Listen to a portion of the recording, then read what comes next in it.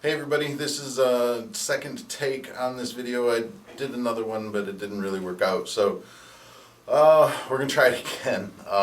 Different background, different setup in a different place. So hopefully the noise won't be too bad and we'll be able to rock through this. But today we're talking about Japanese education and focusing on the next step down the ladder, high schools.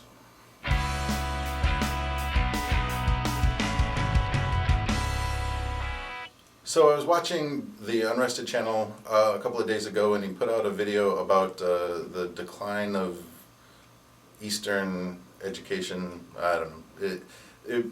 The focus was educational situation in high schools, and there was somebody yelling in the background. It was very kind of dramatic, but I wanted to address some of the issues that Unrested had brought up, and maybe see if we can clarify a little bit of why the situation today is the way that it is. The examples that he gave were good, but they were very Osaka specific. Let's take a little bit bigger picture on Japanese high school education. So, I got notes.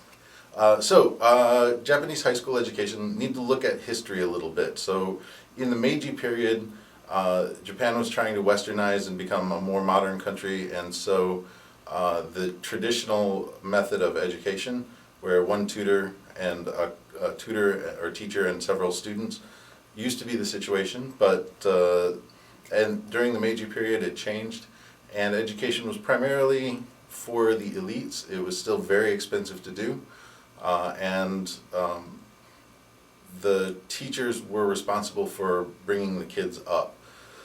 And that was the first major change in the Japanese educational system. Before that, it was absolutely only the elites, and it was a very informal system.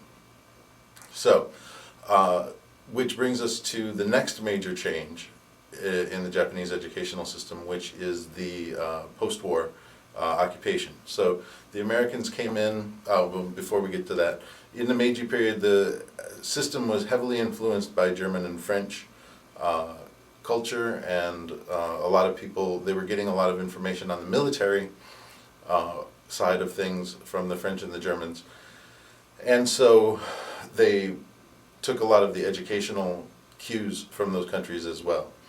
So the next major change was the type of education that was found in the post-war system, right? There were already schools and stuff before that. The teachers' education schools and stuff really started to kick in around the early 20th century, so early 1900s. You saw a few guys, was his name Sakamoto, reforming Japanese education and making it a little bit more like the Western style, classrooms, factory-based type thing. So you have lots of people going through the education system, getting the same education and graduating all together. If you look at the stuff that Thorndike was doing and John Dewey, it's a little bit like that. Very much paralleled the advent of modern military and modern factory and industrialization trends of the time. So let's fast forward a little bit back to post-war. The Americans have come in and redid the Japanese educational system, and that's where the roots of today's system are. Ministry of Education, Monbu Kagakusho, which used to be Monbusho, which used to be something else, all play a part in how the Japanese public is being educated. The Americans brought compulsory education through 8th grade with them, and for better or for worse, a lot of people, not a lot of people, I've heard a few people on several occasions say, the Japanese education system is based on the U.S. system, and that's why there's so many problems with it. And I disagree, but we'll get into specifics why in a few minutes. So the Japanese high school system, or primary and secondary education, is 6 years of elementary school, 3 years of junior high school, 3 years of high school. Up through the third year of junior high school is required, compulsory. And that's why the entrance exams for high school are so important, because while most, not quite 100%, maybe 95, 96% of the students who graduate from junior high school move on to high school, and then from there on to university. Getting into a high school will really determine which universities you're probably going to be able to get into. There's a wide range of high schools, from very, very good ones to not so good ones, just like any place.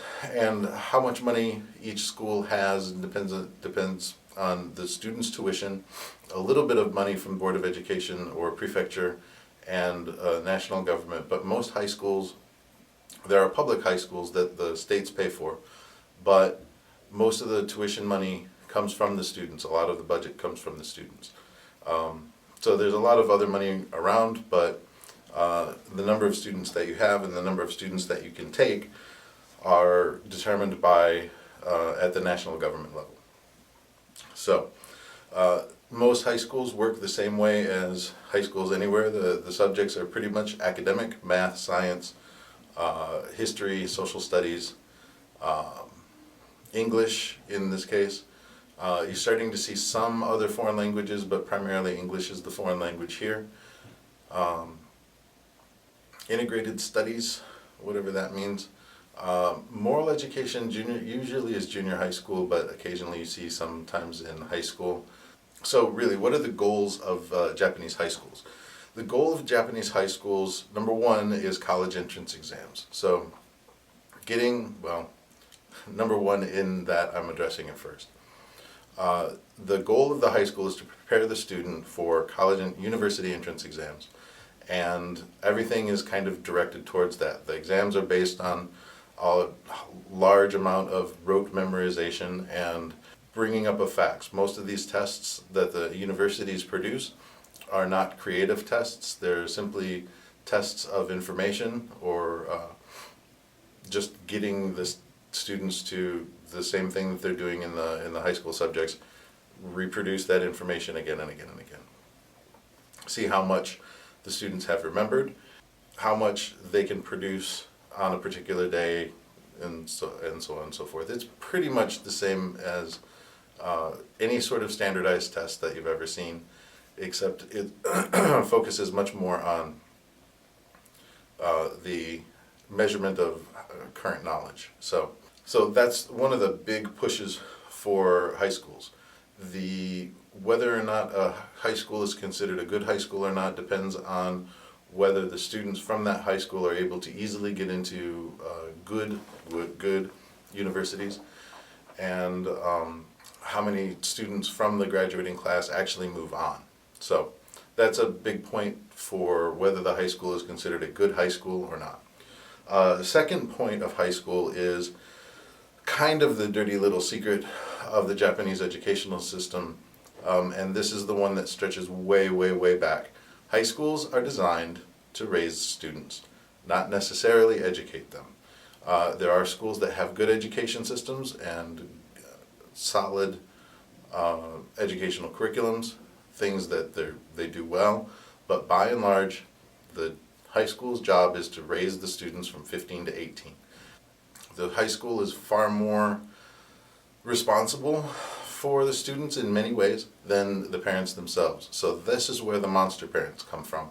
The monster parents are angry at the schools for not doing what they consider is the school's job, which is raising the kids.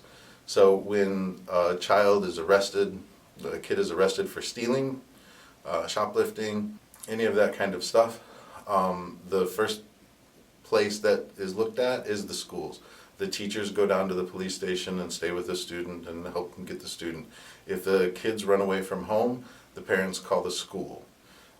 If the students are being rambunctious out and they happen to be wearing their school uniform, the people who are complaining don't scold the student or don't get the police to talk to the student. They call the school, and the school has to apologize, not the parent, it's a different locus of responsibility. So you have monster parents come in who don't understand they understand their version of the school system, and they believe that it's the homeroom teacher's responsibility to discipline and to get the students. So the situation that Unrested had talked about for the unfortunate situation in Osaka lends to that. Now the teachers there don't have a lot of the legal power to do what some consider is their job, and so kind of it rolls downhill a little bit. The situation in the schools would be vastly improved, in my opinion, by starting to remove that weight of the schools are responsible for the children rather than the parents being responsible for the children. So that kind of, that's the short version of it. There's a lot more that needs to be talked about with high school education, but